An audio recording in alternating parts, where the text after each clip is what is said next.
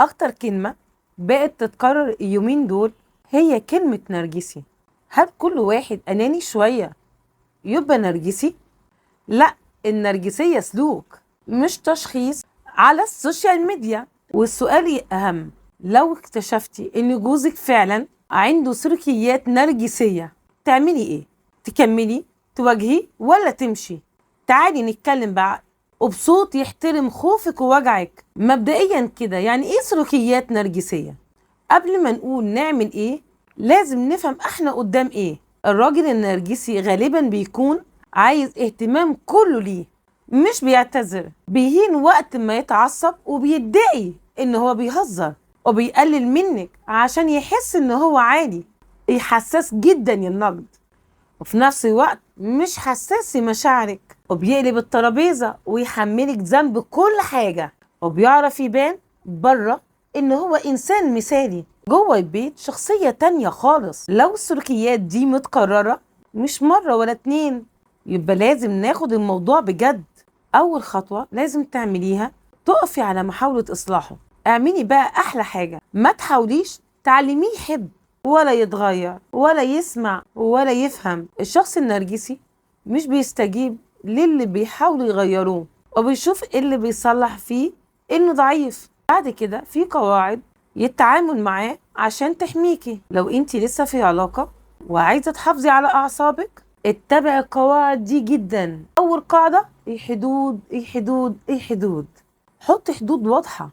انا مش هقبل اهانة، لو الصوت عالي هخرج من النقاش، لو اتكلمت باحترام هنتكلم وهنكمل. رسائل قصيرة وواضحة وما فيهاش رجاء، لانك مش بتتحنني عليه، انت بتفهميه حدوده. تاني قاعدة، اوعي تبرري نفسك. النرجسي شاطر بيخليكي تحسي انك غلطانة في وجودك. لو بدأ يقولك انت حساسة، انت مكبرة، انت السبب، قولي جواكي انا مش المشكلة، الاسلوب هو المشكلة. تالت قاعدة، ما تستجيبيش استفزاز. هو بيغضب عشان ياخد رد فعل، لو ما اخدش اللعبة بتبوظ. رابع قاعدة، قللي من فتح قلبك ليه. النرجسي بيستخدم نقاط ضعفك ضدك. خلي اسرارك مع ناس تستاهل، مش مع حد يسجلها عليكي. طيب امتى لازم اطلع بره العلاقة فورا يا دكتور؟ في 3 علامات لو حصلوا لازم تطلعي بره وتحمي نفسك. اول علامة اهانة متكررة ومتعمدة. تاني علامة سيطرة وعزل شديد. تالت علامة تكسير ثقتك في نفسك لدرجة انك بقيتي مش شايفة قيمتك.